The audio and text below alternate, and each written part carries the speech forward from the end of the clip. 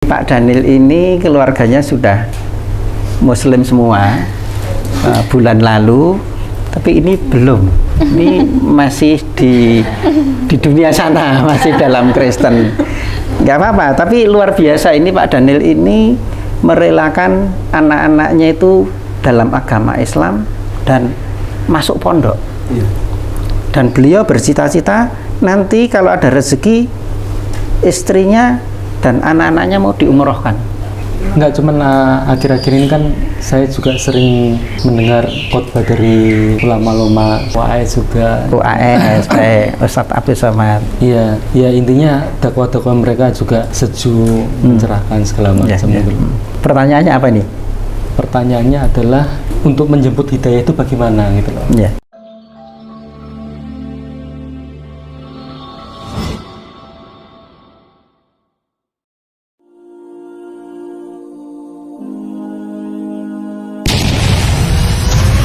Lelang dakwah. Lukisan legendaris bulan purnama karya Mary Sandia. Pelukis Indonesia yang diundang langsung oleh Raja Salman dilelang dengan harga terbaik yang donainya 100% akan kami gunakan untuk pembebasan lahan gedung dakwah terpadu Mu'alaf Center Hagia Sophia, Sulawesi Utara sebagai sentra untuk pembinaan, pelayanan, advokasi, dan pendidikan ribuan para mu'alaf binaan Mu'alaf Center Nasional Hagia Sophia di Sulawesi Utara. Dana yang dibutuhkan untuk pembebasan tanah seluas 550 meter dan bangunan seharga 550 juta rupiah. Lukisan legendaris bulan purnama ini dilelang dengan harga 8.500.000 rupiah saja. Untuk muslimin yang lebih dahulu menghubungi kami. Dan berdirilah benteng yang sederhana awal untuk mengabarkan kebenaran rahmatan lil alamin.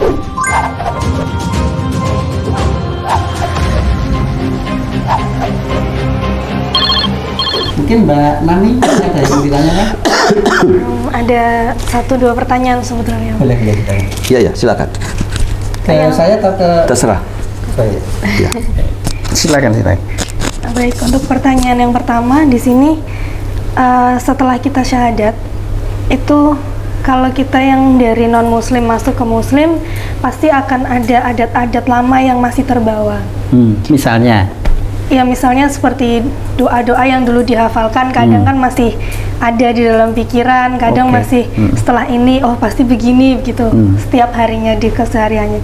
Nah, apakah boleh kita itu mengucapkan syahadat setelah sholat? Karena kita khawatir ketika kita mengingat hal-hal yang lama itu, kita dianggap muslimnya ini belum sungguh-sungguh begitu. Ya. Jadi begini, ketika seseorang setelah syahadat, nomor 2 itu sholat. Ya. Sholat itu pasti ada syahadatnya.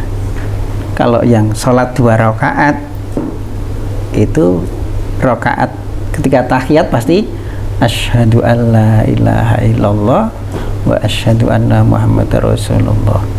Dan ingat, setiap kali kita sholat, kita itu koneksi juga kepada Kanjeng Nabi Ibrahim alaihissalam, bapak para nabi. Ini yang menunjukkan bahwa kita itu syahadat dan akhirnya disambung tetap kirim salam kepada bapak para nabi.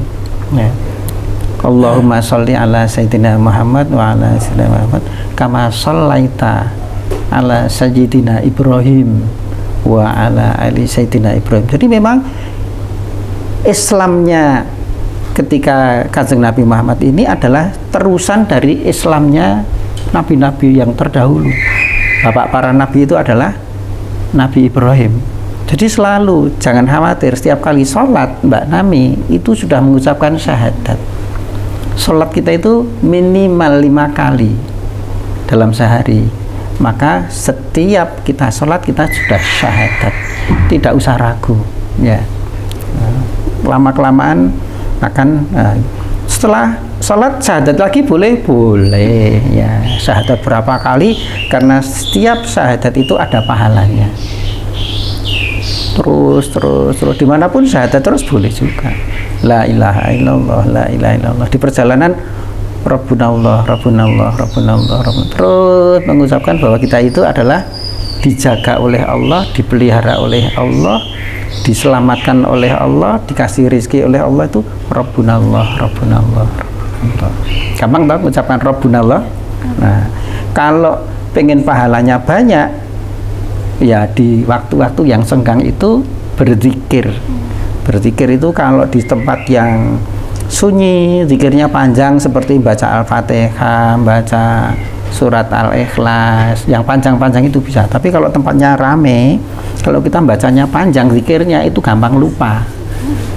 Apa tadi, tekan mana tadi? Nah, kalau yang pendek, Rabbunallah, Rabbunallah, Rabbunallah, itu untuk di tempat yang sibuk pun kita masih tetap menuai pahala terus-menerus.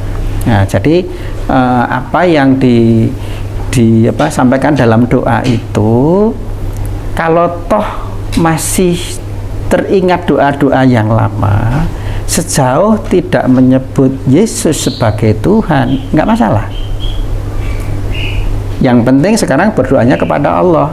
Ya, kalau nyebut Yesus alaihi salam, ya, bukan Tuhan Yesus, tapi harus Tuhannya Yesus. Nah, itu tidak apa-apa. Ya, berarti Yesus bukan Tuhan, tapi Tuhannya Yesus. Nah, kalau menyebutkan Yesus terus alaihi salam, bahwa kita tidak meninggalkan Yesus, tetapi Yesus itu adalah utusan Allah, sama dengan Isa.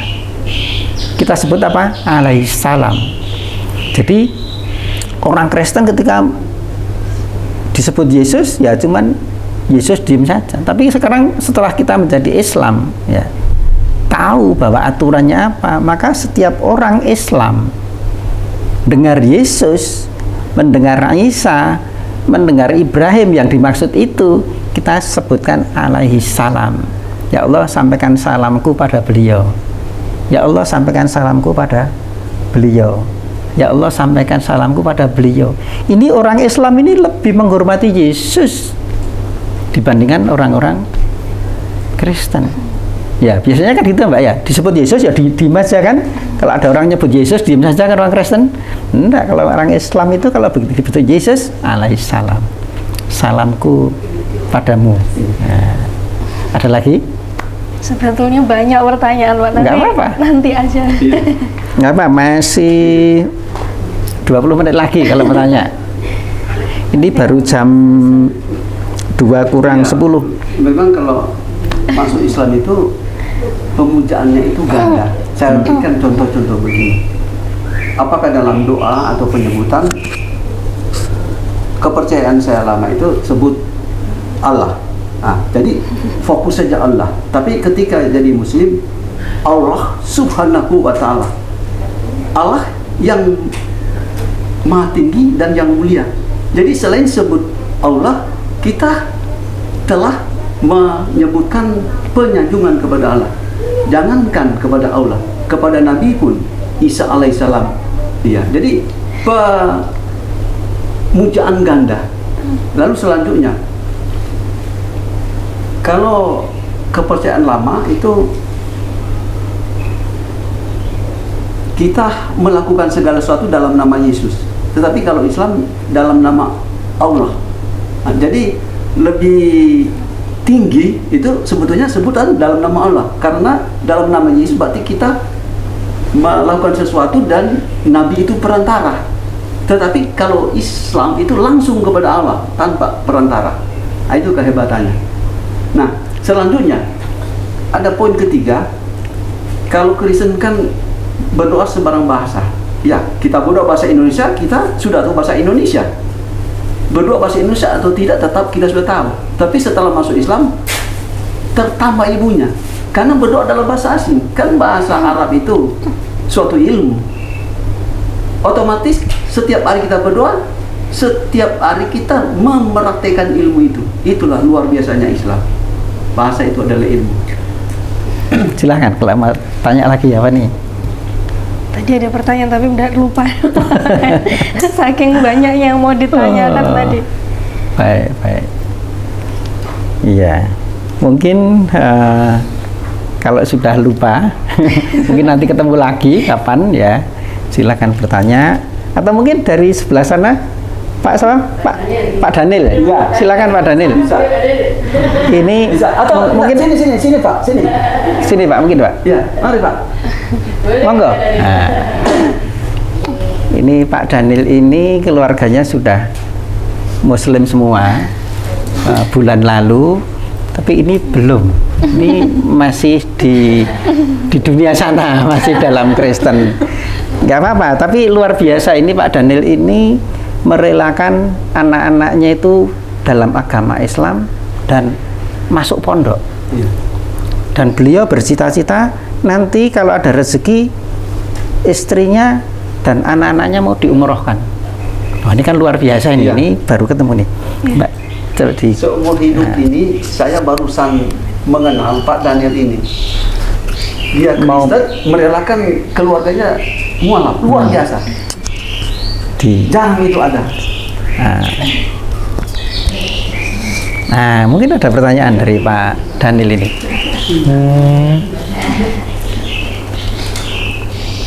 Enggak, cuman akhir-akhir ini kan saya juga sering mendengar khotbah dari ulama-ulama seperti dari Gus Baha. Dari siapa? Ulama-ulama. Apa? Oh, okay. Apa yang disampaikan? Okay. Terus sebenarnya tadi UAS siapa? UAS juga. UAS, Ustadz Abdul Somad. Iya. Terus ya intinya dakwah-dakwah mereka juga sejuk, mencerahkan segala macam gitu.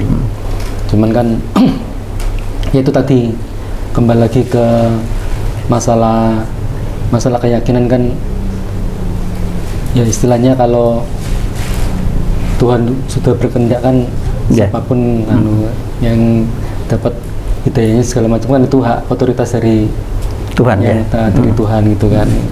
Jadi intinya ya kita ikuti aja proses ini segala macam. Kalaupun nanti memang sudah hidayah dari atas kayak kun fayakun segala macam kan, kita nggak bisa menolak segala macam. Lalu pertanyaannya apa nih? Pertanyaannya adalah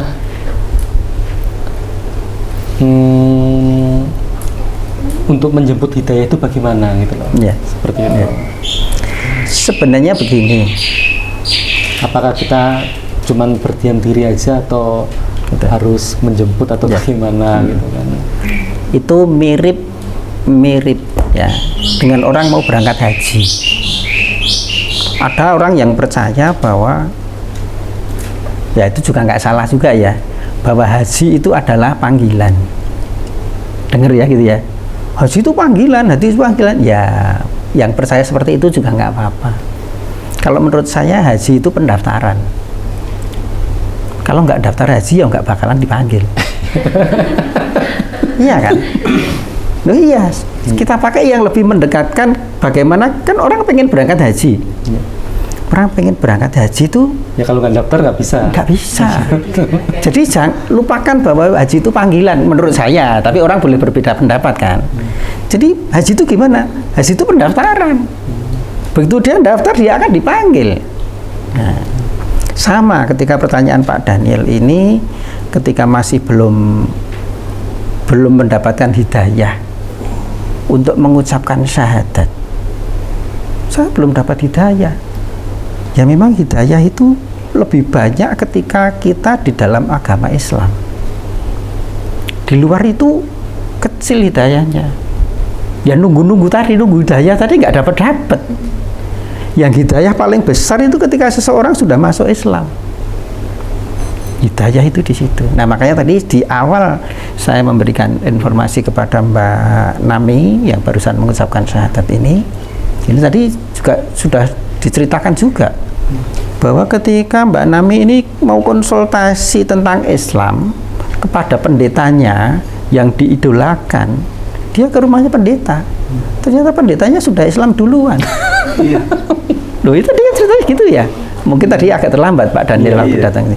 Nah ini kan siapa dapat hidayah? Ya semuanya sudah dapat gitu loh.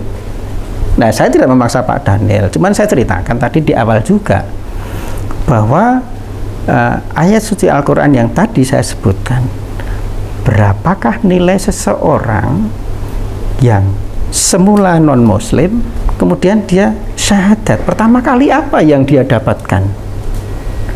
Nah, tadi saya katakan innal ladzina kafaru wa matu wa hum kufar fala yuqbala min ahadihim mil'ul ardi dzahaban wala iftadabi. Ini firman Allah Subhanahu wa taala yang disampaikan oleh Roh Kudus kepada Nabi Muhammad SAW ke saya. Bunyinya masih seperti itu. Gitu loh. Ini kan sebuah karunia. Nah, apakah artinya ayat tadi? Sesungguhnya seseorang yang kafir masih menutup diri dari mengucapkan syahadat, maka dia tidak akan diterima tebusannya dengan emas sepenuh bumi untuk nebus orang ini dari siksaan api neraka.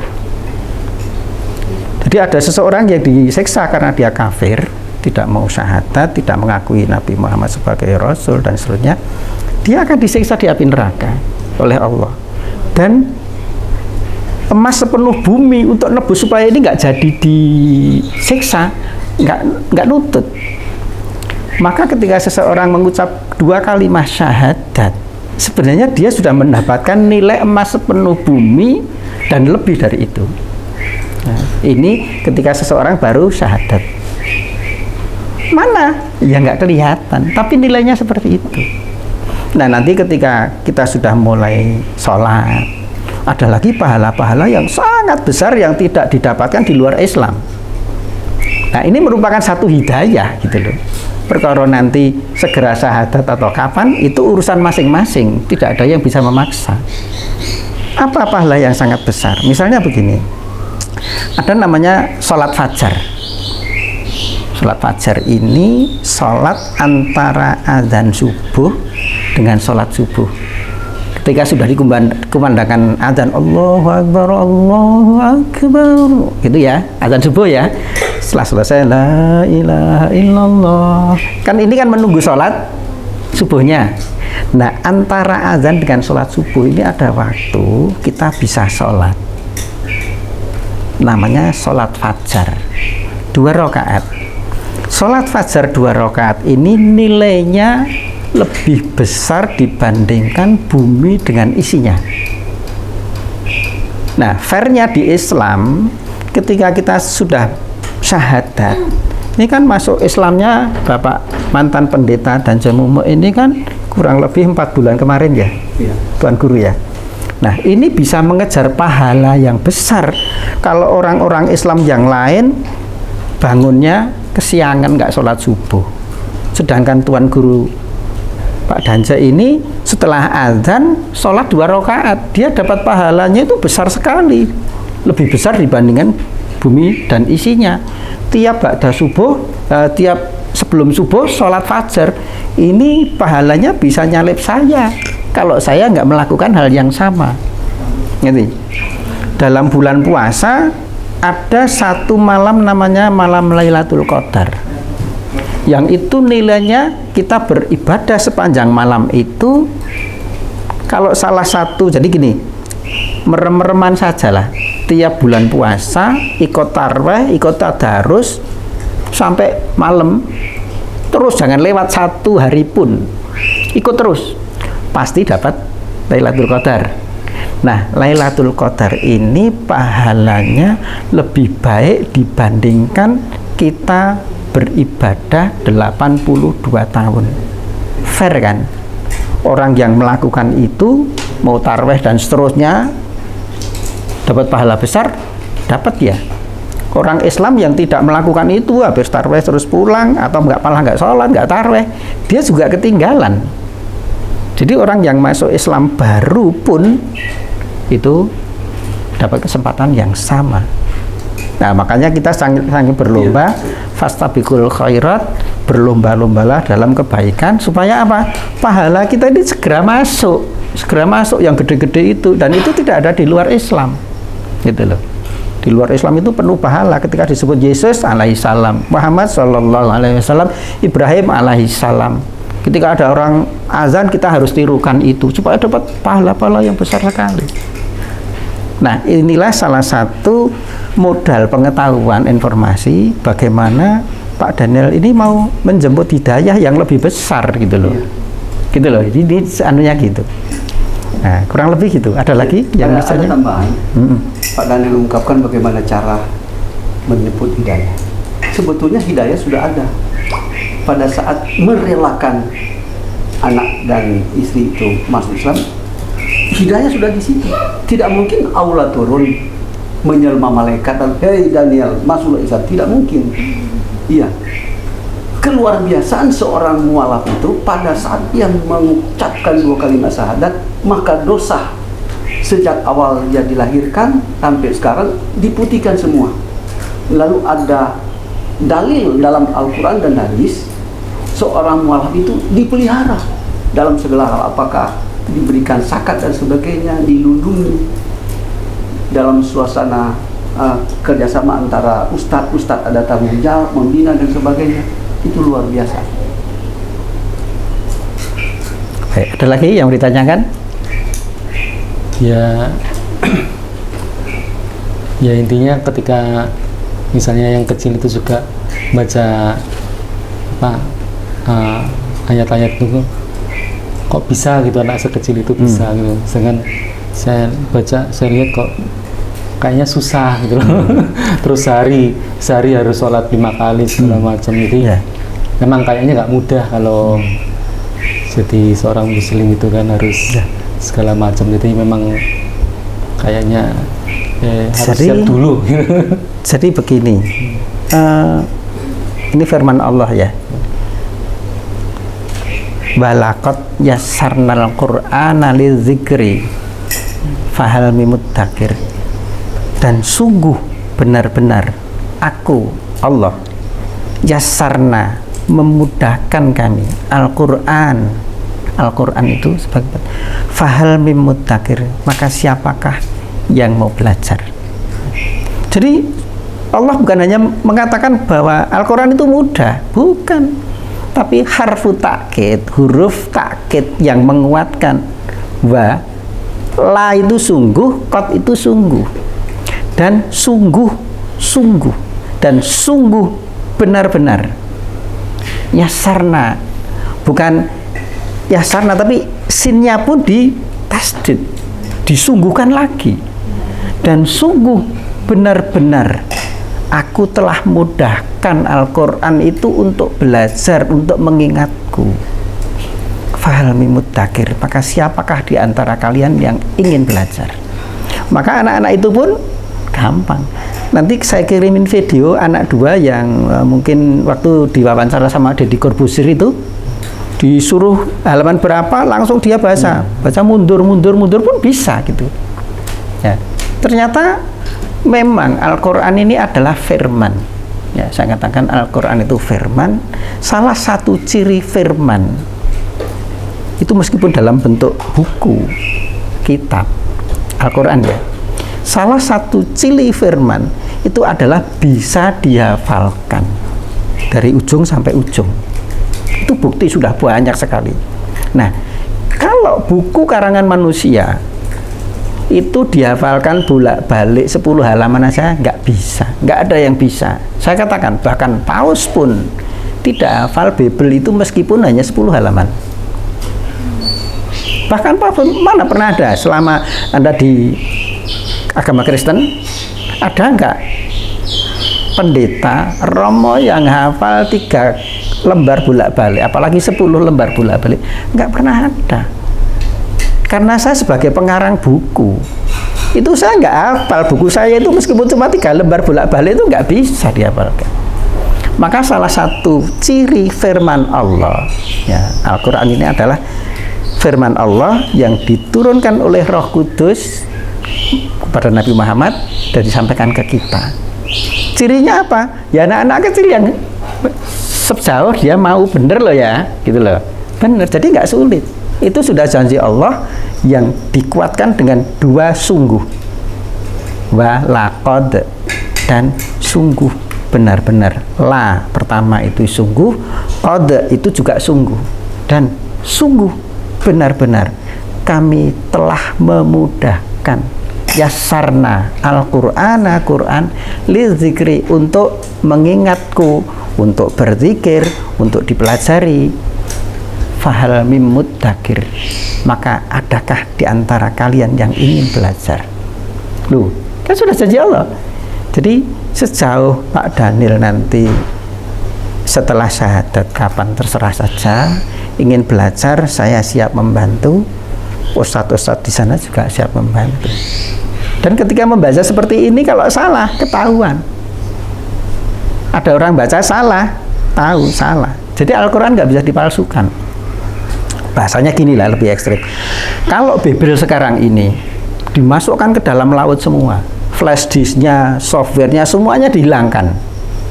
Habis semua, nggak ada bukti tertulis. Pastor siapa yang bisa menuliskan dari depan sampai belakang?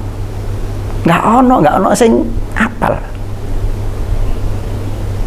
Habislah kalau Bible ini dimasukkan ke dalam laut, semuanya flash disk dirusak, semua hard disk dirusak, semua data-data dirusak, hilang sudah. Kristen mau apa gitu? Gak ada yang hafal 10 lembar pun gitu. Beda, nah beda. Ya, ini firman gitu. Beda, firman itu sudah di dalam otaknya anak-anak kecil, para ustadz itu sudah hafal. Maka kalau ini Al-Quran, semua flash disknya, bukunya, semuanya dihancurkan, dimasukkan ke dalam laut. Nggak sampai 1 hari sudah ditulis semua. Karena hafal mulai Bismillahirrahmanirrahim, Alhamdulillahirabbil alamin, Ar-Rahmanir-Rahim. Itu nulis salah, kurang alif aja ketahuan. Kurang wawu, bunyinya u, ada wawu. Nggak ada wawunya, tulisannya u, salah. Yang benar tetap seperti ini. Sampai hafal belakangnya kul a'udzu birabbin nas malikin nas, hafal semua. Jadi cuman 1 hari Quran sudah ada lagi. Nah, ini salah satu bukti bahwa Al-Quran itu adalah firman Allah yang memang gampang dihafal, gampang diingat. Nah, ada lagi? Ada tambahan tadi, boleh disebutkan bahwa tidak mudah menjadi seorang muslim itu karena harus 5 kali sholat. 5 kali sholat. Nah, sebetulnya sholat 5 kali itu ada maknanya. Pertama, kita sholat itu semakin menekuni, semakin dekat dengan Allah, memuliakan Allah. Lalu ada pratikahnya, itu berdiri. Ya, itu sebetulnya ada hubungan dengan kesiapan kita. Nah, seperti kepercayaan Yahudi masuk ke Bait Allah, pertama di halaman itu sudah mulai menyembah, itu baru kamar suci sudah mulai menyembah, terakhir terminal ke kamar suci. Nah, dalam sholat itu ada tatapnya. Pada saat kita berdiri itu ada kesiapan, kita menyebutkan lantunan dalam doa itu, lalu kita ruku. Nah, itu sudah mulai kita menyembah, ada keindahan, kenikmatan kita menyatu dengan utusan Allah. Lalu kita sujud, nah itu kedalamannya doa kita yang luar biasa.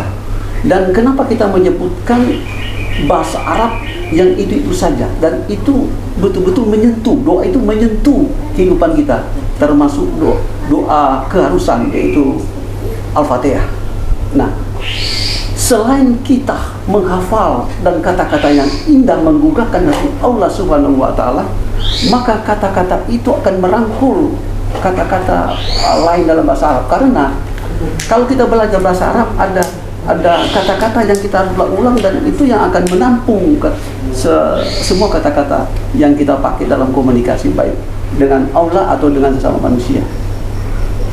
Lalu selanjutnya, dalam praktika sholat itu berdasarkan pengalaman para ahli medis, itu ada suasana memancing kesehatan kita.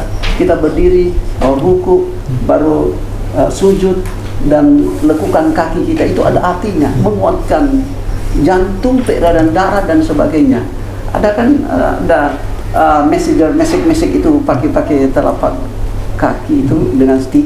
Nah, begitu juga kita temui itu dalam sholat itu. Kita lekukan jari kaki dan sebagainya. Luar biasa. Dan banyak para ustadz juga pun belum tahu rahasia ini, dan Anda akan temui juga pada saat Anda syahadat. Ya. Baik, jadi tambahan informasi lagi, ada masih yang ditanyakan lagi? Boleh. Ya, intinya ini kan nanti anak-anak nerima sertifikat atau surat pengukuhan dari sini bahwa mereka kan paling nggak saya udah memberikan mereka kebebasan segala macam. Nanti tinggal ayahnya nanti nggak ditanya, nggak ada pertanyaan gini. Mengapa Muslim itu dulu kiblat ke Al-Aqsa, kok tiba-tiba di Mekah? Apa tidak ada pemikiran pertanyaan begitu? Ya itu makanya itu juga kayaknya sebelumnya sudah sempat mau saya singgung soal itu juga. Nanti saya jawab. Ya. Ya, memang bangsa Israel itu mereka sampai sekarang masih kiblat di Baitul itu dalam bentuk dinding, dan di samping itu dinding ratapan ya. Al-Aqsa. Konon ceritanya itu Muslim juga dulu masih berkiblat di sana. Jadi ketika Muslim berkiblat sana, Yahudi berkiblat sana. Jadi ada ganda agama. Nah, itu suatu saat akan kacau nanti suatu saat. Nah, pernah dialog antara Muhammad dengan Jibril masalah itu. Jadi ada rebukan bersama. Lalu Allah izinkan ini Muhammad ini berdoa kepada Allah supaya kiblat itu dipindahkan di Mekah, karena sebelum Islam itu ada, Ka'bah itu sudah ada. Yang memungkar itu adalah Ibrahim. Jadi ketika Muhammad berdoa kepada Allah, memang rencana Allah itu akan pindahkan ke sana. Kan tidak mungkin sampai dunia kiamat itu ada dua agama beribadah di satu lokasi. Jadi memang terizinkan di sana. Ya, kalau kita lihat dari geologisnya itu, Mekah atau tempatnya Ka'bah itu lebih dekat dengan Jabal Rahmah. Jabal Rahmah itu sebuah bukit.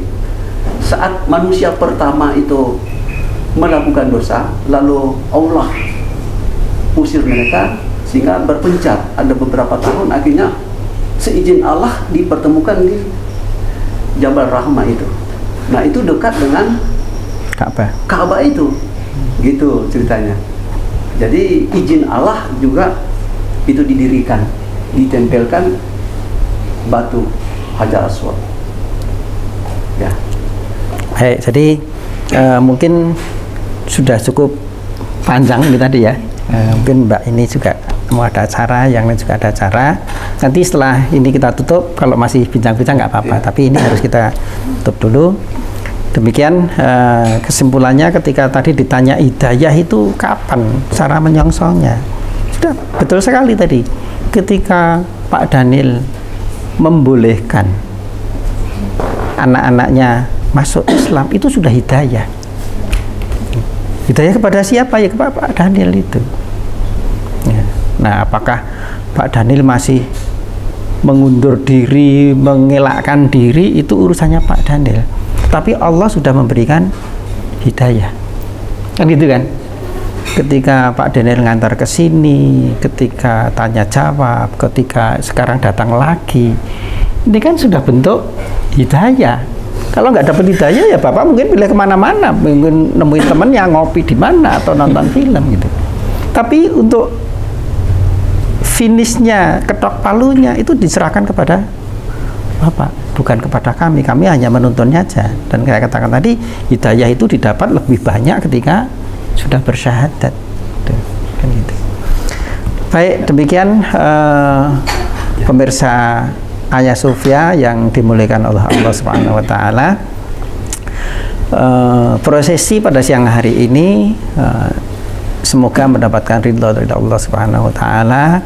Semuanya diberikan hidayah yang lebih banyak, semuanya diberi kesehatan yang lebih banyak, semuanya diberi rezeki yang lebih banyak, diberi kesehatan yang lebih banyak. Allahumma amin. Baik, kita akhiri acara pada siang hari ini. Wallahu muwaffiq ila aqwamit thoriq. Assalamualaikum warahmatullahi wabarakatuh.